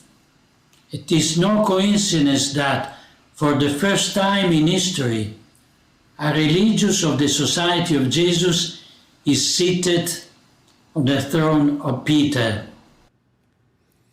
And that is really a big part of the reason why he's gone now. Well, he's been given the axe. Anyway, Mel Gibson came out, wrote an open letter in support of Vigano.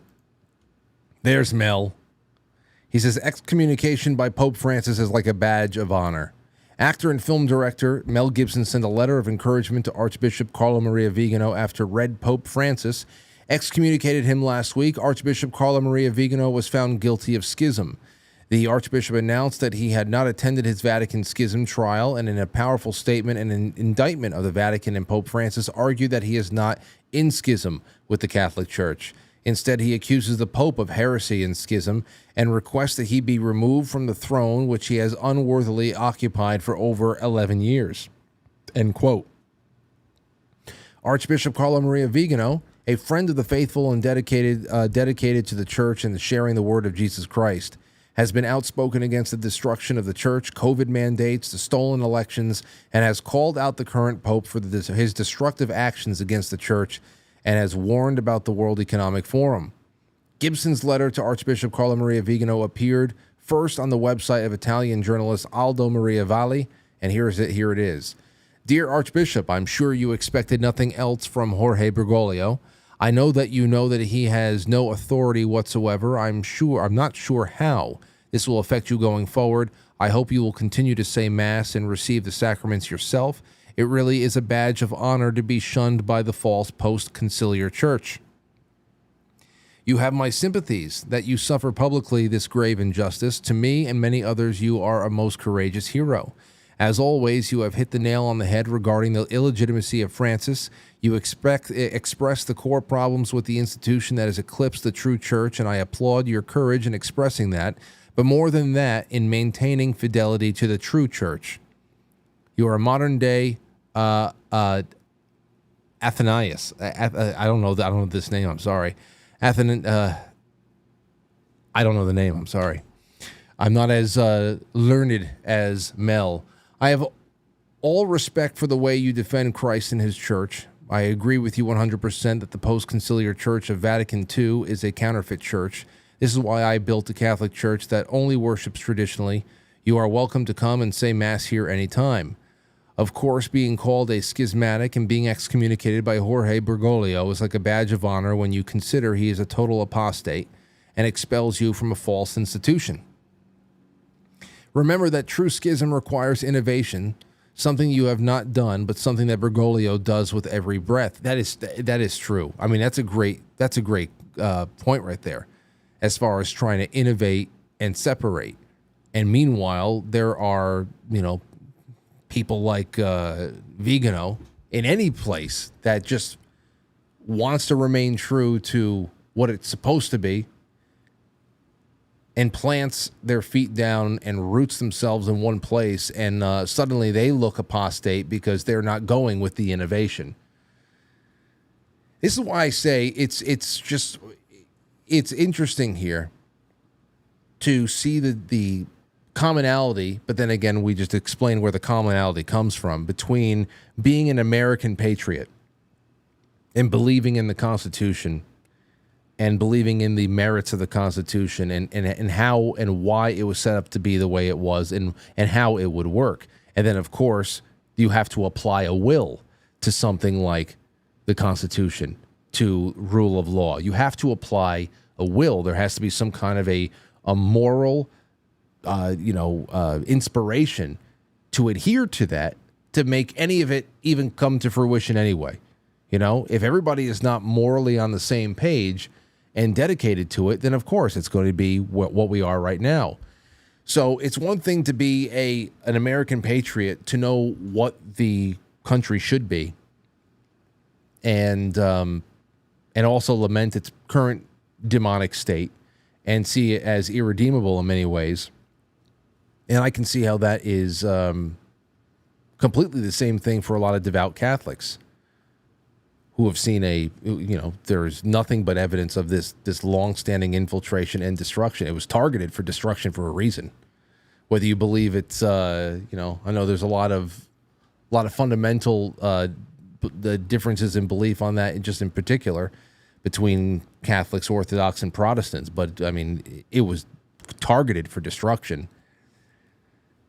But anyway, that's where he goes on. He says, remember that the true schism requires innovation. He, therefore, is the schismatic. However, he already ipso facto excommunicated himself by his many public heresies.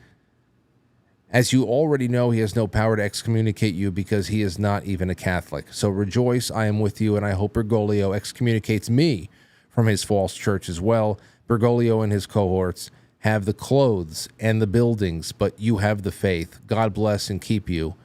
If you need anything, just ask, and I will try my best to help. With admiration and undying respect, Mel Gibson. Well, that's great. I hope that Vigano calls him up and says, yes, I need you to go on the Quite Frankly podcast. Not the podcast, the show. You know the show? Can you imagine if I had Mel and Vigano in here? Oh, man. Go get him. Cousin Eddie. I need Cousin Eddie to go out there and just put chains around them and bring them in. That'll be my last resort. I'm not going to send Cousin Eddie after them. Don't worry about that. But that's I'm just throwing that out there for you guys. We'll see what happens. Let me go into the poll now. We had nearly 600 people who have voted so far. Which generation is going to be the worst when they are elderly? Okay, when all is said and done and the histories are written and both have been properly evaluated. Boomers, 17%. Gen X, I think it's because there's a lot of Gen X in the audience. They have taken it easy on themselves at 12%. Millennial, 34%. But I really think that might be, it's going to be between millennial and Gen Z. Boomers got issues. Boomers have issues. And but Gen X, I think they're a little bit tougher because they had to deal with the boomers first. And let me see. Gen Z at 37% and millennials at 34%. So it's between us. When all said and done, how's it going to be? That's it. That's it. All right. Well, let's see. I guess we all have we're not going to be around to know.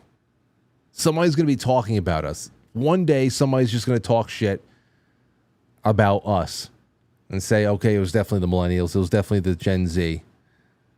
Or they'll split us up into smaller, even factions. Was it the younger millennials? Was it whatever the hell it was? I don't know. But that's it for tonight. Thank you guys and gals for voting. The poll has now ended. And I thank you so much for being here on a Wednesday. Tomorrow's going to be a good one. We're going to talk about HOA horror stories. And we'll see whatever else pops up along the way. I also have to do Agenda... What's called Agenda 25? Agenda... or Project 2025, more so just how much people are crying about it.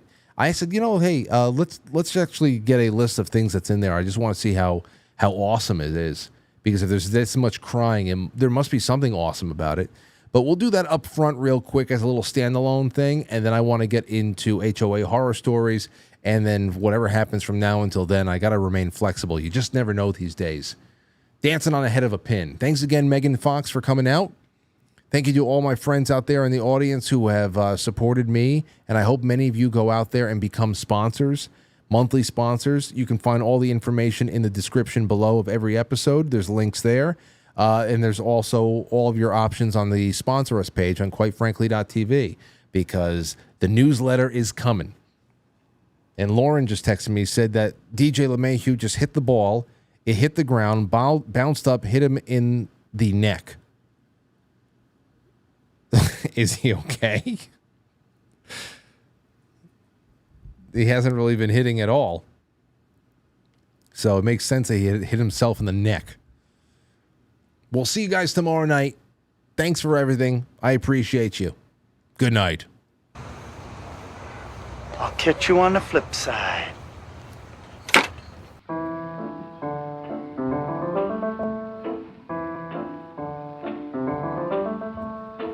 Quite Frankly is filmed before a live studio audience, and now our super chatter, starting with X Irrational X, Gino, Jay Brits, and to all of our wonderful gold pillars who I am releasing the scratching right now.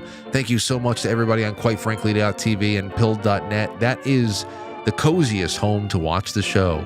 But to all of you on YouTube, thank you for the polling. Everybody on Rumble, thank you for the liking and the sharing and everything else. Thank you guys and gals for being a part of it, wherever you are. And I'll see you again tomorrow, 7 o'clock.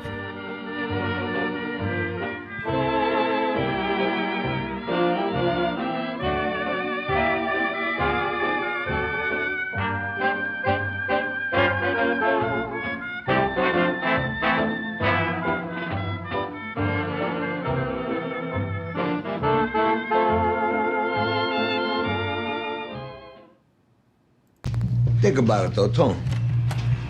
So weight loss. AIDS? Nobody's got AIDS. I don't want to hear that word here again. Will you shut up? No.